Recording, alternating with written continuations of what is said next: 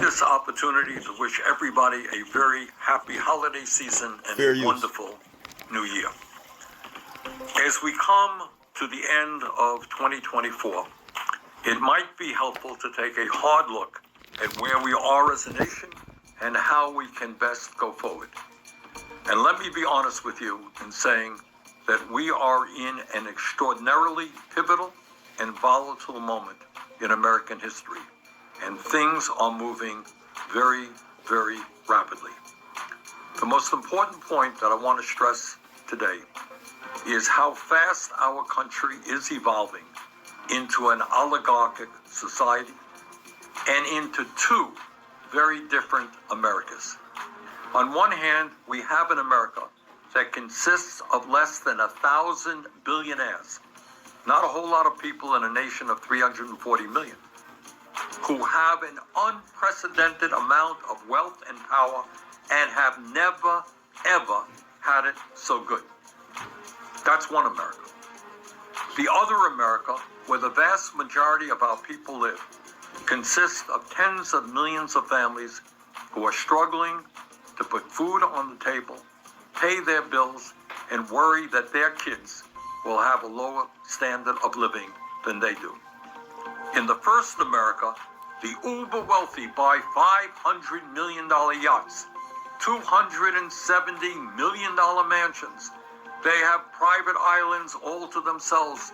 They got fleets of jets to take them all over the world.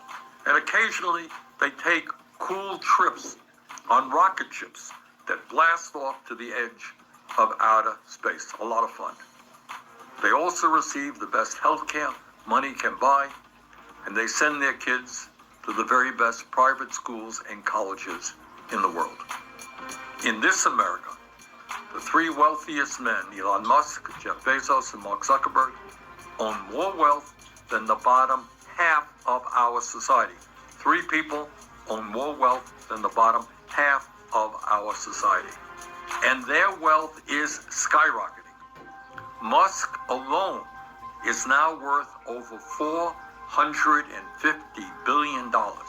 And combined, these three men are now worth almost $1 trillion.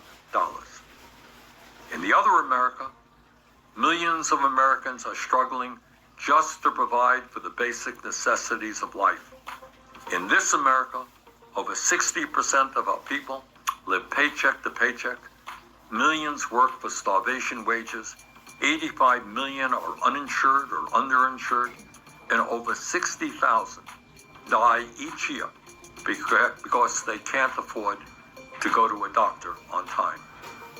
In other words, we are living in a nation today where a handful of billionaires have more money than they could spend in 1,000 lifetimes, while at the same time, millions are living in desperation, fear, and are struggling to survive.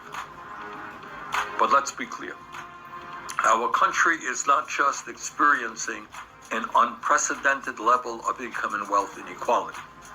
Today, the ruling elite have brought about a situation in which we now have more concentration of ownership than we have ever had before.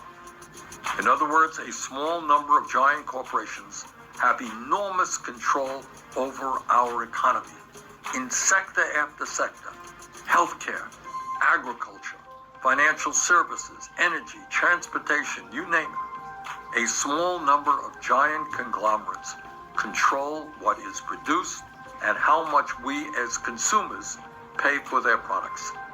Unbelievably, just three Wall Street firms, BlackRock, Vanguard, and State Street, control assets of more than $22 trillion. These three Wall Street firms are the major shareholders in 95% of S&P 500 companies, exerting enormous control of the largest corporations in the world. Three Wall Street firms, unbelievable power. And that is not all in terms of what's going on today.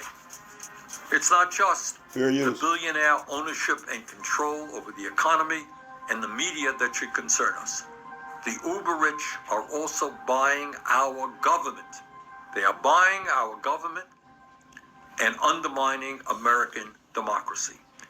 Never before in our history have we seen a ruling class with so much political power. As a result of the disastrous Citizens United Supreme Court decision, billionaires and their super PACs can spend unlimited sums of money on political campaigns. And that is exactly what they are doing. You get one vote. They get to spend unlimited amounts of money. During the 2024 election cycle, just 150 billionaires, 150 people, spent nearly $2 billion to buy politicians who support their agenda and to defeat candidates who oppose their special interests.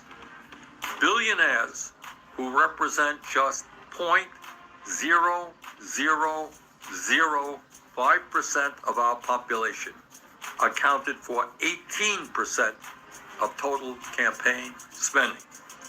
My friends, that is not democracy. That is not one person, one vote. That is not what this country is supposed to stand for.